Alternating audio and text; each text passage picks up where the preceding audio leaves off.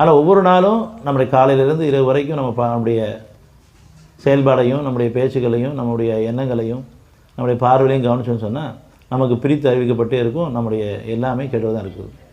இதை உணர்ந்துக்கிட்டு ஒத்துக்கிட்டு ஒப்படைச்சிட்டு அவன்கிட்ட வந்துட்டோன்னு சொன்னால் நம்ம வாழ்க்கை சுகமான அனுபவமாக இருக்கும். ஏன்னா அவன் நினைவோடு இருக்கிறோம். அவன் நினைவு இருக்கும்போது நம்ம பாதுகாக்கப்பட்ட இருக்கும். தவறே பண்ணிட்டு இருந்தாலும் சரி, நம்ம யாரும் சுத்தமானவங்க கண்டிப்பாக கிடையாது. ஆனால் தவறு பண்ணிட்டு தான் இருக்கும். அவசரப்பட்டுரும், அல்லது நிராசப்பட்டுரும், அல்லது கோவப்பட்டுரும். ஒரு காரியம் நடந்துச்சுன்னு சொன்னால் அதில் சந்தோஷப்பட்டுரும், நடக்கலன்னு சொன்னால் சோர்வு அடைஞ்சிடும்.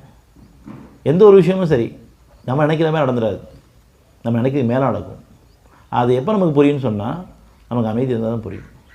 இல்லைன்னா நம்ம தீமையான காரியங்களை நினச்சி நல்லது நினச்சிட்ருப்போம், அது நடக்கலன்னா வருத்தப்படுவோம். இதெல்லாம் இதுக்கு முன்னாடி நம்ம அறிவு கொண்டு காலங்களில் சாத்தியம். ஆனால் இப்போ நம்ம அருள் கொண்டு வாழக்கூடிய காலமாக இருக்குது. நம்ம அவன் பொறுப்பில் இருக்கிறோம். அதனால் நம்ம போக்குக்கு விட்டுற மாட்டான்.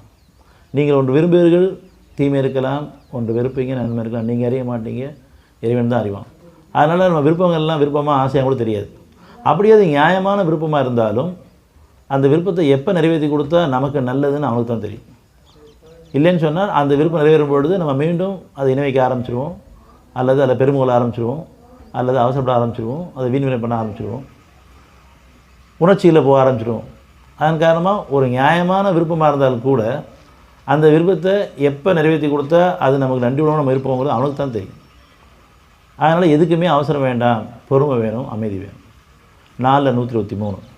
அதனால் நீங்கள் விரும்பியபடியோ அல்லது வேதத்துடையவர்கள் விரும்பியபடியோ நடந்து விடுவதில்லை.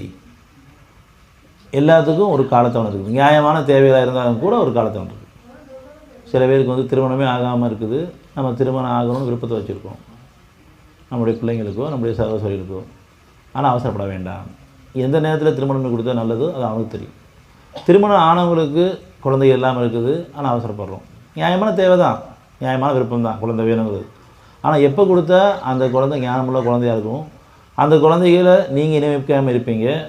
அதை கொண்டு நம்ம ஒருத்தர் சார்ந்து வாழாமல் இறைவன் சார்ந்து வாழக்கூடிய நிலை உயரும் பொழுது அந்த குழந்தைய நம்ம தருவோம். இப்படி எந்த ஒரு காரியமும் சரி, நியாயமான தேவைகள் தான். ஒரு வாகனம் வேணும்னாலும் சரி, பொருளடிப்பெல்லாம் சரி, ஒரு வீடு வேணும்னாலும் சரி, எந்த பிரச்சனையும் எந்த தேவை எப்போ கொடுத்தா நீங்கள் அவனுக்கு நன்றியோடு இருப்பீங்கன்னு அவனுக்கு தெரியும். நம்ம எல்லாருமே அந்த சூழலில் தான் நம்ம மாறி போகிறோம். அதனால் நம்ம தகுதியை உயர்த்தி இறைவன் தருவோம்.